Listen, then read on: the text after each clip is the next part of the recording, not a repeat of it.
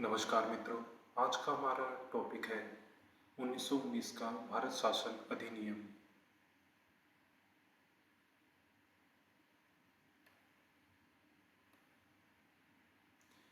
उन्नीस सौ उन्नीस के भारत शासन अधिनियम को मॉन्टेग्यू चेम्सफोर्ड अधिनियम के नाम से भी जाना जाता है। इसमें मॉन्टेग्यू भारत सचिव थे और चेम्सफोर्ड वॉयसराय थे। 1919 के अधिनियम के मुख्य कारण थे प्रथम विश्व युद्ध, मॉन्टेग्यू घोषणा, कांग्रेस लीग समझौता।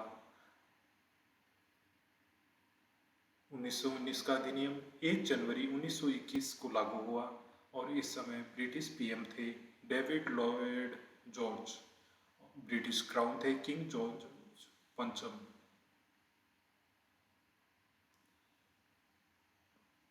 आइए अब इसके प्रमुख प्रावधान देखते हैं। 1919 के अधिनियम के तहत प्रांतों में द्वैध शासन की स्थापना की गई।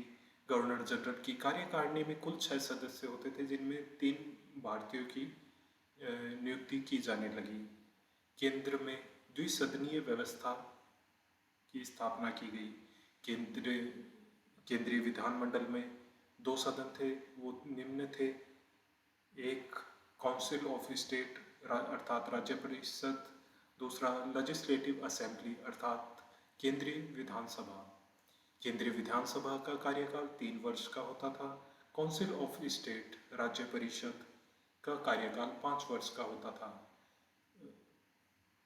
राज्य परिषद में कुल सदस्य संख्या 60 थी, जिनमें से गवर्नर जनरल द्वारा मनोनीत 27 सदस्य होते थे और निर्वाचित 33।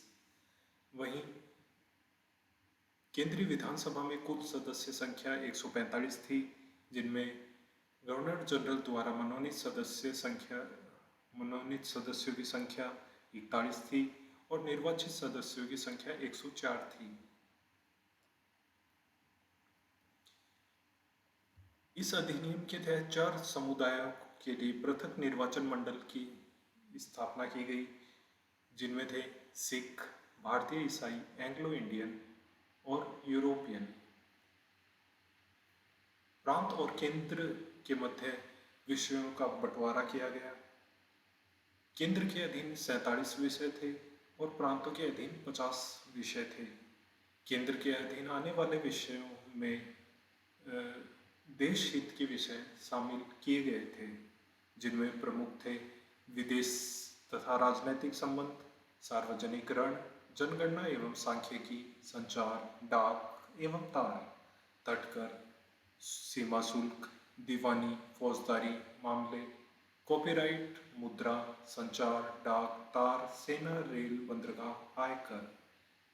वहीं प्रांतीय विषयों में 50 विषय थे, जिनमें प्रमुख थे स्थानीय स्वायत्त संस्थाएं, सफाई, स्वास्थ्य, शिक्षा, सार्वजनिक कार्य, कृषि, वन, कानून, शांति व्यवस्था, चिकित्सा, सिंचाई, अकाल पीड़ित सहायता, राजस्व, जेल, पुलिस आदि। और जो विषय इन दोनों में सम्मिलित नहीं थे, उनके ऊपर गवर्नर जनरल और उसकी परिषद के द्वारा नियम बनाए जाते थे। प्रांतीय स्वायत्तता की भावना को ध्यान में रखते हुए इस एक्ट में केंद्रीय और प्रांतीय सरकारों के लिए पृथक पृथक राजस्व स्रोतों की व्यवस्था की गई थी।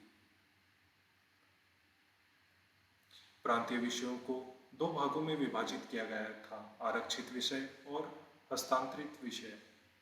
आरक्षित विषयों का प्रशासन गवर्नर अपनी कार्यकारी परिषद के माध्यम से चलाता था।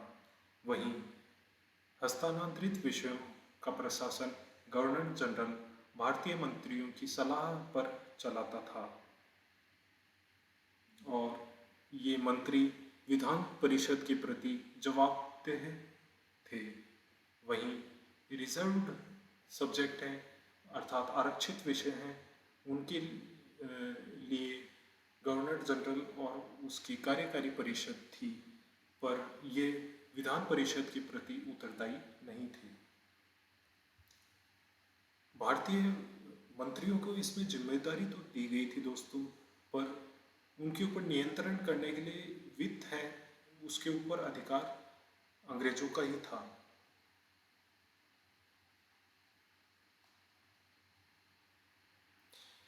इस अधिनियम के तहत सीमित मताधिकार दिया गया था। विशेषतः उन्हीं लोगों को वोट देने का अधिकार दिया गया जिनके पास संपत्ति होती थी। और सबसे बड़ी बात, 1919 के अधिनियम में महिलाओं को वोट का अधिकार नहीं दिया गया। ना तो वो वोट दे सकती थी, ना वो चुनाव लड़ सकते थे। केंद्रीय लोक सेवा आयोग का गठन किया गया इसके तहत, और इसका गठन हुआ 1 अक्टूबर 1926 को। प्रांतीय बजट को केंद्रीय बजट से अलग किया गया। भारत सचिव व उसकी परिषद के सदस्यों का वेतन ब्रिटेन के राजकोष से दिए जाने लगा। भारत परिषद का आकार घटाकर 15 से 12 कर दिया गया। नियंत्रक एवं महालेखा परीक्षक कैग का पद सृजित किया गया। चैम्बर ऑफ प्रिंसेज नरेंद्र मंडल की स्थापना का प्रावधान किया गया, और इसकी स्थापना 1921 में हुई। इसका नरेंद्र मंडल का प्रथम अध्यक्ष वायसरॉय लॉर्ड रीडिंग थे, और प्रथम चांसलर बीकानेर के महाराजा गंगा सिंह थे।